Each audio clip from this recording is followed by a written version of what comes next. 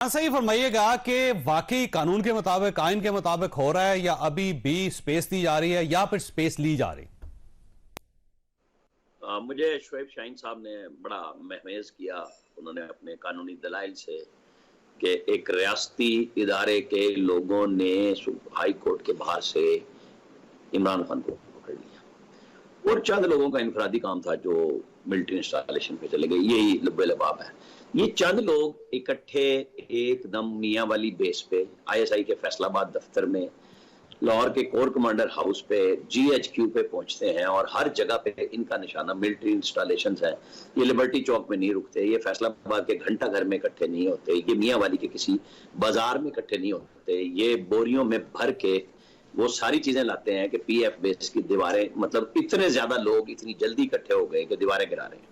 सब सामने है। अब एविडेंस के लिए मैं आपको कहूंगा कि जी सिर्फ IG पंजाब की जो प्रेस कॉन्फ्रेंस थी ना, सिर्फ उसको सुने दोबारा, उसके ऊपर बिल्कुल तनकीद होती है, लेकिन जब रियासत को बचाना होता है तो पुलिस अफसर को भी खुल के बात करनी होती है। फॉरेंसिक एविडेंस आ चुके हैं और अगर कोई समझ नहीं आ रही तो फॉर्मेशन कमांडर्स की जो आपने पढ़ के भी सुनाई कि अब कोई रास्ता नहीं है और बड़े बड़े साबिक वजीर आजम के लिए दलाइल देने वाले इंग्लिश और उर्दू के साफी तौबा ताइब हो रहे हैं मुसलसल इस प्रेस रिलीज के बाद के अलविदा और गुड बाय। क्यों कह रहे हैं? क्योंकि उन्होंने पूरा जोर लगाया बहुत सारों ने कि army chief general Asim Munir ना आए। ये वो सारे लोग हैं जो ये पूरा जोर लगा रहे थे कि किसी भी तरीके से इमरान खान साहब के साथ मिलके कि आर्मी चीफ वो ना बने, वो बन गए। वो जो कहानियां चल रही हैं कि जी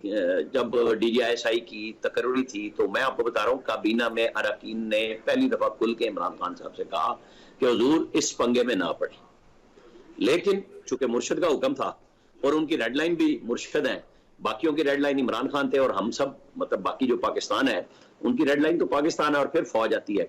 और ये सारे के सारे फौजी इंस्टॉलेशन पे जाते हैं। और आज तक वो मजम्मत जो होनी चाहिए थी पहले दिन, बल्कि अगले दिन उन्होंने धमकी लगाई कि अगर दोबारा पकड़ा तो यही कुछ होगा। मेरा ख्याल है पकड़ा तो जाएगा,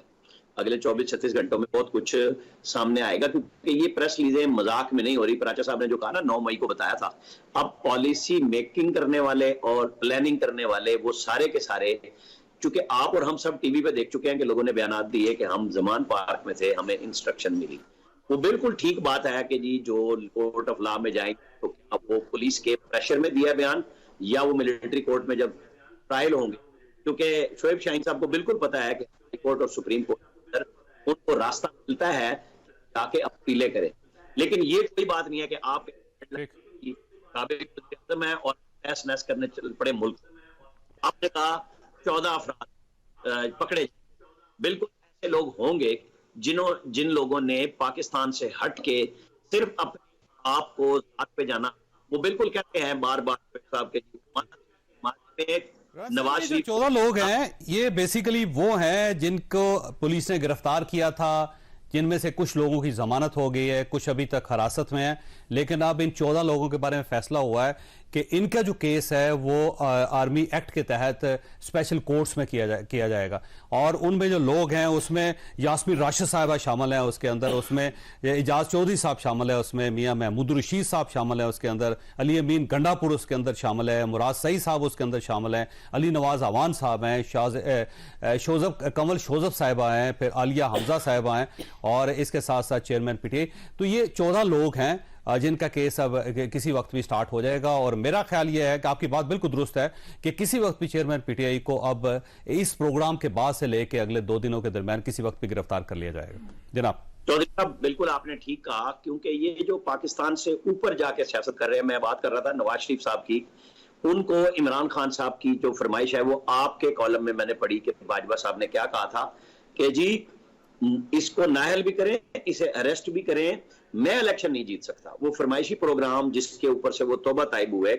और जो भी कुछ करते रहे, लेकिन जनरल आसिम मुनीर के हवाले से वाज़ेह है कि सदर मुमलिकत को उन्होंने कहा कि आपको इलेक्शन लेना है या जो भी बात करनी है तो आप पॉलिटिकल क़यादत से जाके वज़ीर आज़म से बात कर लें। आसिफ अली जरदारी ने आज से कुछ अर्सा पहले ताज़ा तरीन ऑफर की थी असेंबली में खड़े होके कि इमरान साहब आ जाए, आपको बात शहबाज शरीफ से करनी होगी और हम सब उसको सपोर्ट करेंगे। उन्होंने कहा नहीं, इनसे मैंने नहीं करनी, मैंने तो गेट नंबर 4 पे। वो जिनको कहते थे ये पॉलिश करते हैं, ये डिग्गी में घुस के जाते हैं, आज इन्होंने अपने उन साथियों के फोन नंबर जब से बंद कराए थे, वो सब नंबर उनके लिए बंद ही है। इसलिए बंद है कि वो लोग मिन्नत कर रहे थे कि खुदा का वास्ता है आप अपनी सियासत कीजिए, फौज को इन्वॉल्व ना करें। ये मैं जनरल आसिम मुनीर के बाद की बात कर रहा हूं, लेकिन ये बाज नहीं आए। इनका ख्याल ये था कि जो हमने डॉलर की गेंद डाली है बाहर, हम आज वो अमेरिकी स्टेट डिपार्टमेंट ने जवाब भी दे दिया है बाय द वे वो 66 लोगों को कि जी हम देख रहे हैं, और मतलब पाकिस्तान के हवाले से यह है कि कोई ऐसी तशवीशनाक बात नहीं की। वो कहते हैं हमारा एक प्रोसेस है और हम देख रहे हैं और हम देखते रहेंगे। वो ठीक है, क्योंकि डॉक्टर आफिया सिद्दीकी भी उनके कानून में थी या नहीं थी, वो पाकिस्तानी शहरी वहां पे है, जिसका जवाब हमें टका सा मिलता है। यहां भी मिलेगा कि जिसने पाकिस्तान की मिलिट्री इंस्टॉलेशन के लिए लोगों को अंगेख्त किया, लोगों को तैयार किया, अब वो कटहरे में आएंगे। मेरा ख्याल है वन टाइम एक दफा क्लियर हो जाना चाहिए कि सियासत और चीज है और रियासत और चीज है। जब आप लाडले बच्चे थे, रियासत आपको सपोर्ट कर रही थी और बाकी सियासतदान दबाए जा रहे थे, लेकिन उन्होंने ही कहा कि खुदा का वास्ता है अब आप पीछे हट जाएं, अपना काम कीजिए, हमें अपना करने दें, ये नहीं बाज आए। और इन्होंने वो रेड लाइन क्रॉस की और धमकी लगाई कि फिर ये होगा।